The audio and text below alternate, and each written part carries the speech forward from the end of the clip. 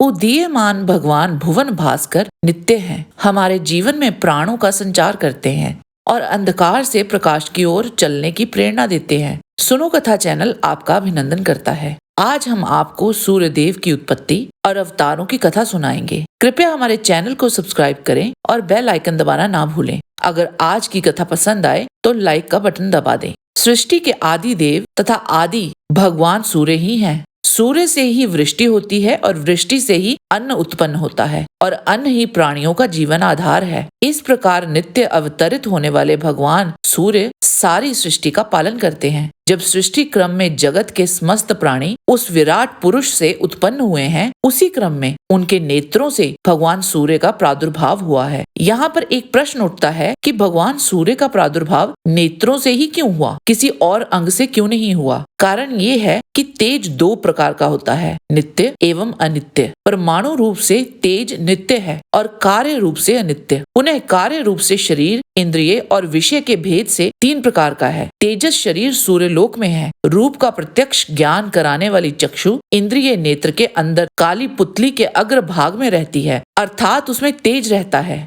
इसीलिए भगवान सूर्य का प्रादुर्भाव विराट पुरुष के नेत्रों से हुआ है। सूर्य देव यानी आदित्य 12 प्रकार के हैं। ये 12 आदित्य केवल प्रलय काल में एक साथ उदित होते हैं। कलयुग का प्रलय इन्हीं 12 आदित्यों की उदय से होता है। सूर्य का प्रादुर्भाव विराट पुरुष के नेत्रों से होने के बाद लोक मर्यादा की रक्षा के लिए उन्होंने अदिति के गर्भ से जन्म लिया। ब्रह्म पुराण के अनुसार प्रजापति दक्ष की 60 कन्याएं हुई, जो श्रेष्ठ और सुंदरी भी थी। उनके नाम अदिति, दिति, दनु और विंता आदि थे। उनमें से 13 कन्याओं का विवाह दक्ष ने कश्यप जी के साथ किया था। अदिति ने तीनों लोकों के स्वामी देवताओं को जन्म दिया। दिति ने दैत्य और दनु से बलाभिमानी दानव उत्पन्न हुए। विंता आदि अन्य स्त्रियों ने भी सथावर जंगम भूतों को जन्म दिया। कश्यप के पुत्रों में देवता प्रधान हैं, वे सात्विक हैं। इनके अतिरिक्त दैत्य आदि राजस और तामस हैं। देवताओं को यज्ञ का भागी बनाया गया, किंतु दैत्य और दानव उनसे शत्रुता रखते थे। उन सब ने मिलकर देवताओं को खूब सताया और उनके राज्य आदि नष्ट कर दिए। तब अदिति भगवान सूर्य की आराधना करने लगी। भगवान सूर्य ने उनकी तपस्या से प्रसन्न होकर उनको दर्शन दिया और कहा, देवी, आपकी जो इच्छाएं हों उनके अनुसार एक वर मांग लो। अदिति बोली, देव, अधिक बलवान दैत्यों ने मेरे पुत्रों के हाथ से त्रिलोकी का राज्य छीन लिया है। उन्हीं के लिए आप मेरे ऊपर कृपा करें। अपने अंश से मेरे पुत्रों के भाई होकर आप उनके शत्रुओं का नाश करें।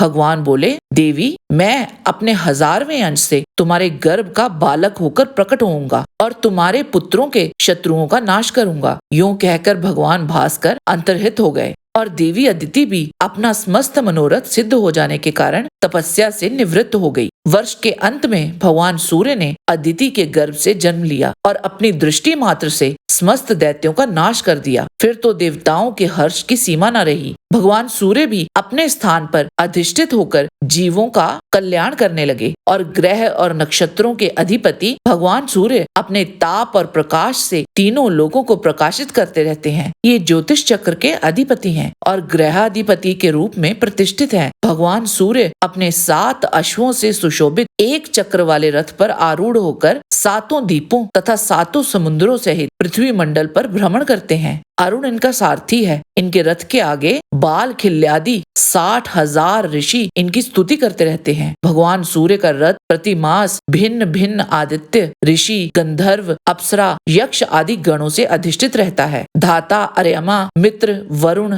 इंद्र, विवस्वान, पूषा, पर्जन्य, अंश, भग, त्वष्टा तथा विष्णु, ये 12 आदित्यों के नाम हैं। चैत्र मास में सूर्य के रथ पर धाता नामक आदित्य निवास करते हैं। वैशाख मास में अर्यमा नामक आदित्य सूर्य के रथ पर निवास करते हैं। ज्येष्ठ मास में मित्र नामक आदित्य सूर्य के रथ पर रहते हैं। आषाढ़ मास में वरुण नामक आदित्य भगवान भास्कर के रथ पर वास करते हैं। श्रवण मास में इंद्र नामक आदित्य भगवान सूर्य के रथ पर वास करते हैं। भाद्रपद मास में विवस्वान नामक आदित्य सूर्य के रथ पर निवास करते हैं। अश्विन मास में पूषा नामक आदित्य सूर्य के रथ पर निवास करते हैं। कार्तिक मास में पर्जन्य नामक आदित्य सूर्य के रथ पर निवास करते हैं। मार्गशीर्ष मास में अंश नामक आदित्य का सूर्य के रथ पर वास होता है। पौष मास में भग नामक आदित्य उनके रथ पर निवास करते हैं। माघ मास में त्वष्टा नामक आदित्य उनके रथ पर वास करते हैं। फाल्गुन मास में उनके रथ पर विष्णु नामक आदित्य निवास करते हैं और यही आदित्य अपने अपने समय पर उपस्थित होकर वसंत, ग्रीष्म, वर्षा तथा शरद आदि ऋतुओं के कारण बनते हैं। ओम नमो भास्कराय नमः। आज के वीडियो में बस इतना ही। हमें पूरी उम्मीद है कि आपको आज की कथा पसंद आई होगी। कृपया इसे लाइक और चैनल को सब्सक्राइब अवश्य करें। हम आपके आभारी होंगे। आपसे फिर मिलेंगे एक और कथा के साथ। किसी भी प्रकार की त्रुटि के लिए आपसे क्षमा याचना के साथ आपसे निवेदन है कि परम पिता परमात्मा को मन में धारण करें और बोलें वैदिक सनातन धर्म की सदा ही जय।